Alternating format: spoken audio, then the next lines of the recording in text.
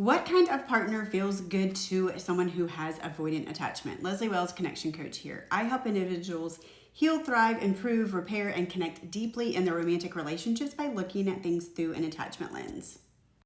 So avoidants really prioritize space in relationships, or when they feel unsafe, they prefer space to regain their sense of safety. For the dismissive avoidant particularly, they really do worry about losing their autonomy and their independence in relationships. So space feels good to them. So they like a partner who has their own separate space, who has their own interests, hobbies, support systems, friends, sort of has their own life apart from them. So they connect in the relationship, but they also get to spend time apart doing their own hobbies, chasing their own interests.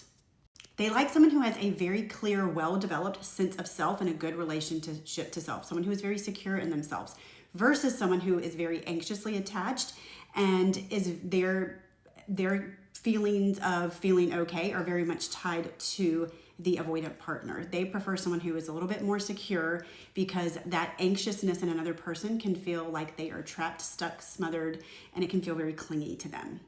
They don't want people to be like really, really overly dependent on them or codependent. They like someone who is emotionally regulated and not extremely highly reactive or really comes at them in their feelings. There's a way to come at somebody and express your feelings and say, I'm angry, I'm sad, I'm hurt, I'm rejected, I felt abandoned. And then there's a way to like come with dumping all those feelings on them or really having high reactivity in those feelings instead of stating them calmly. So people who are avoidant typically do not do very well or feel very unsafe in relationship with a person who is a fearful avoidant who is really in their anxious side when they can really come at them with a lot of overreactivity.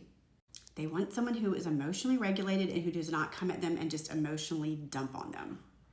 And they want someone who's a little bit more predictable and not very volatile in their emotions, where they don't sort of have to tiptoe around not understanding when that person's going to sort of blow up. They like someone who has boundaries for themselves. They like someone who actually like sets clear and concise boundaries. They're not very good at as far as being really emotionally attuned to people. And so the more clear boundaries you can set, the more that they understand you. And they also tend to set rigid boundaries for themselves as well. So they respect that in another person. They like someone who can be light and carefree and bring some fun to the relationship, some adventure to the relationship. They do best, they feel safest when there's a level of like superficial, easy. They really do not do well in conflict, so peace is their preference.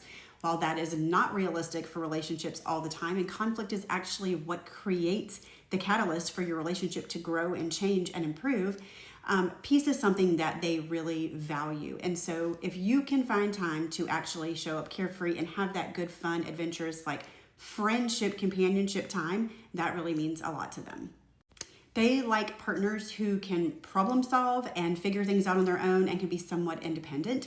They often doubt themselves or doubt their adequacy. And so if you bring them a problem or something that they need to solve, or if every single thing you have to work out verbally with them, a lot of times they just don't have the right thing to say. They doubt themselves, and so they sort of feel uncomfortable. So if you can handle things on your own and be independent somewhat, that gives them a little bit more breathing room. That's not to say that they can't always hold space for you or help you with your problems, but if they feel like you sort of need them to overcome everything, that puts unnecessary pressure and expectation on them, and those are things that actually trigger them into creating more distance in the relationship.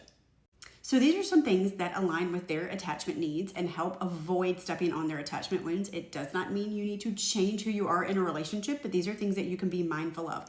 When we truly love someone and we want to share a life and share space with them, it makes sense for us to show up in ways that honor them and feel good to them. That doesn't mean that we negate all of the things that we care about and that we put all of our needs to the side.